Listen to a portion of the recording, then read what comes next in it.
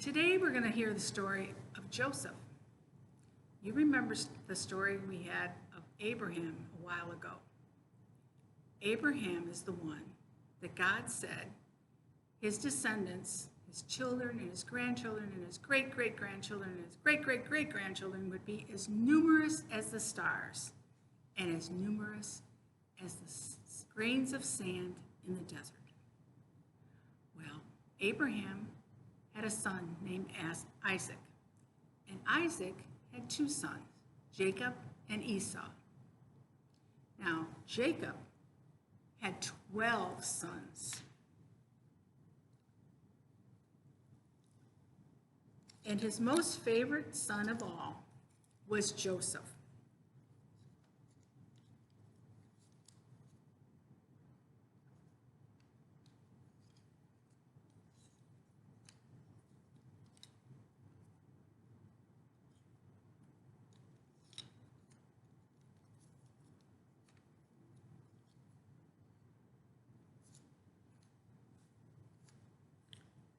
And Joseph was Jacob's favorite because he was the youngest son, and he was born when Jacob was very old. He was his very favorite. He loved him most of all. He loved him so much that he gave him a beautiful multicolored coat.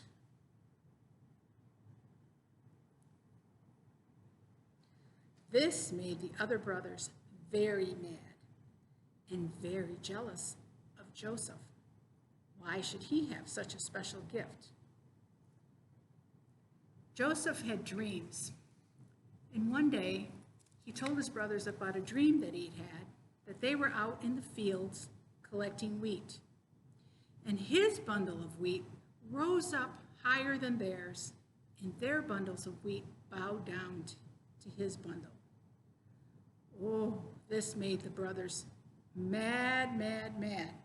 They really began to hate Joseph. What did this mean? Then the next day, Joseph told them about another dream that he had.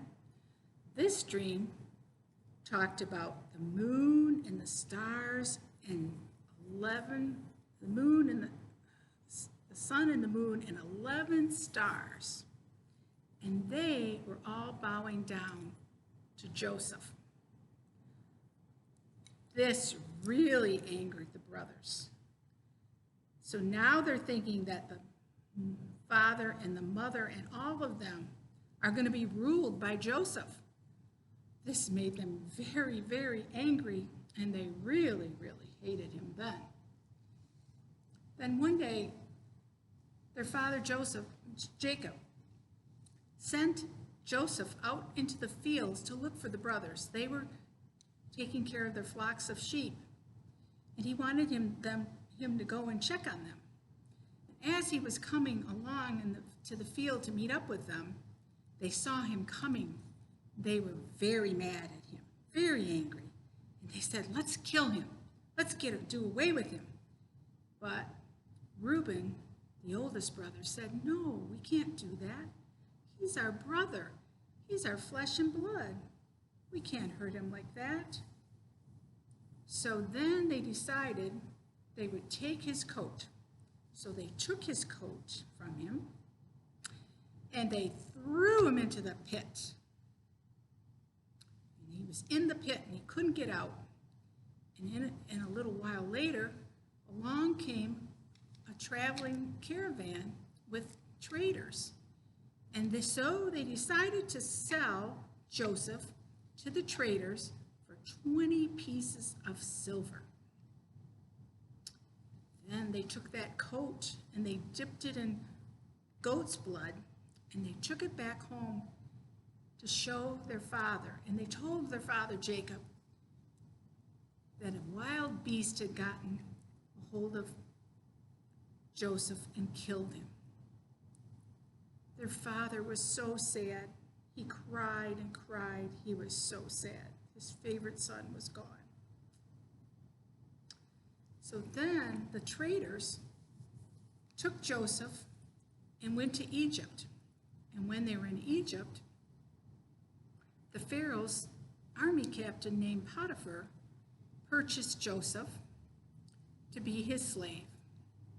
And while he was a slave to Potiphar, Potiphar's wife tricked Joseph, and Joseph ended up in jail. And while Joseph was in jail, he made friends with some of the servants of the Pharaoh that were in jail too. And he would tell them what their dreams meant. And then when they were released from the jail, they heard that the Pharaoh was having lots of dreams and he didn't know what they meant. So one of the servants told the Pharaoh, "We know somebody named Joseph, and he knows about dreams. He can tell you about your dreams." So the Pharaoh sent for Joseph, and Joseph came and listened to the Pharaoh's dreams. And one dream he had in particular had two parts. The first part, there was 7 fat cows and 7 very lean cows, starving cows. In the second part of the dream, there were 7 plump ears of corn and 7 skinny ears of corn. The Pharaoh couldn't understand this dream. What does it mean? Joseph said that the 7 fat cows represented 7 good years, and the lean cows represented 7 bad years. And the plump ears represented 7 good years of harvest when there'd be plenty of food. And the lean ones represented 7 bad years. So Joseph told the Pharaoh, what you need to do is you need to save up the grain and the food stuff during the 7 good years. So when the 7 bad years come, there'll be plenty of food for all the people of Egypt. Now during this time, Joseph was very close to God, and God was very close to Joseph. And some of the people in the lands nearby Egypt came to Egypt for food. And Jacob had sent the 11 brothers to Egypt too to get food. And when they came, Joseph met them, and they bowed down to Joseph, and Joseph recognized them right away. But they did not know Joseph. For many years had passed, and Joseph was now 30 years old. So Joseph gave them food. He sent 10 of the brothers back home with the food and kept one brother with him. And then a little while later, they came back again. And this time, Joseph told them who he was. He said that God had sent him there for a purpose, to preserve life and to save lives. And what they had meant for bad, God had meant for good. So Joseph and his brothers and Jacob, they all lived in Egypt for a long time. And then Jacob died. And when Jacob died, Joseph took Jacob back to his homeland to be buried with his ancestors. And then him and his family came back to Egypt, where they lived for a long time.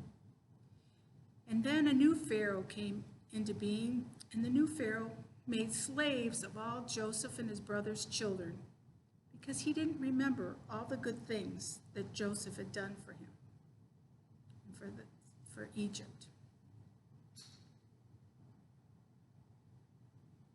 This is the story of Joseph.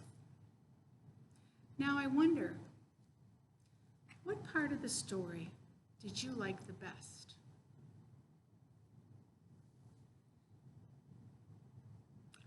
I'm wondering if there's a part of the story we could take out and still have all the story we need.